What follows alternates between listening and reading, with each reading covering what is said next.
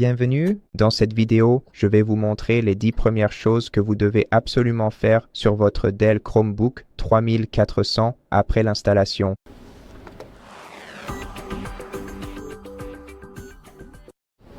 Commençons par les bases et mettons notre appareil à jour. Pour cela, ouvrez le centre de contrôle en bas à droite. Cliquez sur l'icône en forme de roue dentée ici pour ouvrir les paramètres. Puis faites défiler vers le bas jusqu'à à propos de Chrome OS. Et vérifiez s'il y a des mises à jour disponibles. Très probablement, après avoir configuré votre Chromebook, vous aurez des mises à jour à télécharger et à installer. Attendez que les mises à jour soient installées, puis redémarrez votre ordinateur portable pour appliquer les modifications. Après cela, ajustons les paramètres de synchronisation Google dans le menu Confidentialité et Sécurité.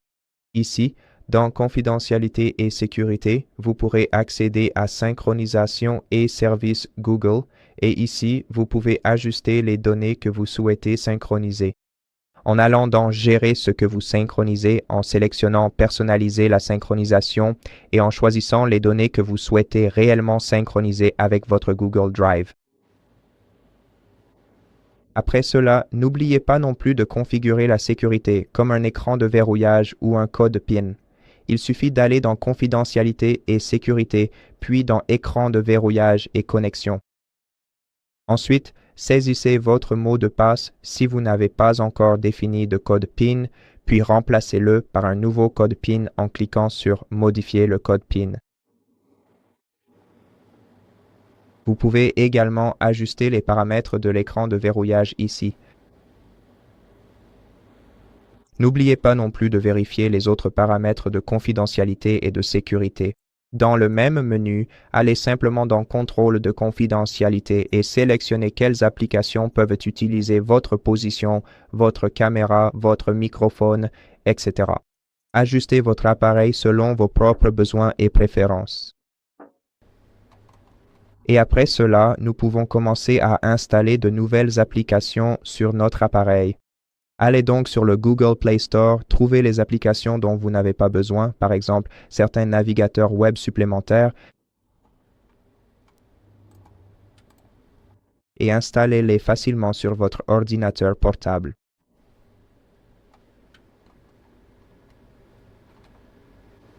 Et pendant qu'elles s'installent, ajustons le stockage de notre appareil. Pour accéder au stockage de votre appareil, vous devez aller dans l'application Fichiers. Désormais, votre barre latérale sera divisée entre vos fichiers et Google Drive. Ainsi, vos fichiers sont les fichiers stockés localement sur votre PC. Et Google Drive est le dossier en ligne et les données de ce dossier sont stockées dans votre Google Drive. Donc, en gros, même si vous effectuez une réinitialisation d'usine, votre Google Drive restera inchangé. Donc, en utilisant ces informations, ajustez la façon dont vous souhaitez stocker les données sur votre appareil, créer des dossiers dans vos fichiers, créer des dossiers supplémentaires dans votre Google Drive.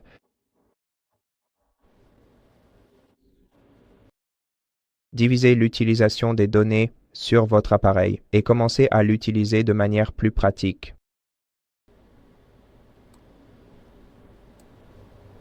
Ensuite, vous pouvez également ajuster votre clavier, votre pavé tactile et les paramètres de votre appareil.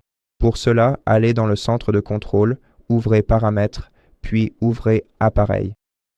Et ici, vous pouvez ajuster votre pavé tactile, activer le tapotement pour cliquer, utiliser un bouton supplémentaire pour le clic droit, activer la fonction de tapotement et de glisser, l'accélération du pavé tactile et aussi régler la vitesse du pavé tactile selon vos préférences.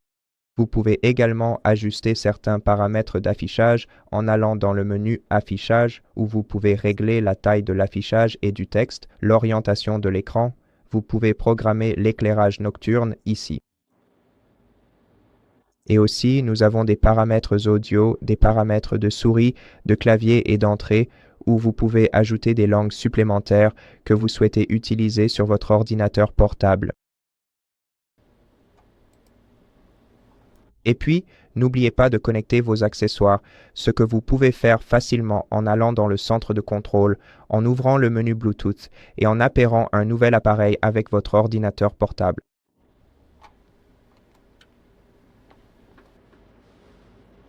Et enfin, apprenez certains des raccourcis les plus utiles en ouvrant le menu Raccourcis.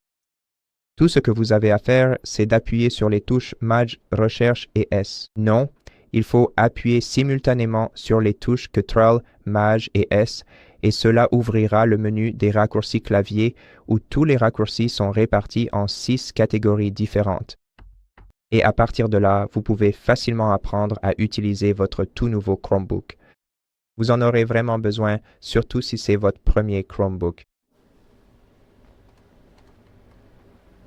Et enfin, la dernière chose à faire est de sécuriser votre compte Google. Ouvrez Google Chrome, allez dans vos paramètres en appuyant sur l'icône à 3 points, puis sélectionnez Paramètres tout en bas. Et ici, allez dans Vous et Google, sélectionnez votre compte et ajustez les paramètres de sécurité pour votre appareil. Vous pouvez modifier certains paramètres de sécurité, vous pouvez activer la protection renforcée. Et aussi, je pense que dans le menu que nous avons vu précédemment, donc sécurité et confidentialité, nous pouvons également configurer l'authentification à 2 facteurs pour notre compte.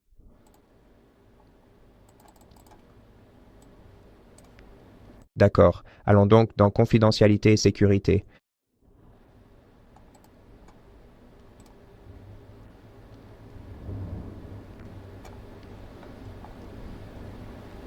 D'accord, non, ce n'est pas ici.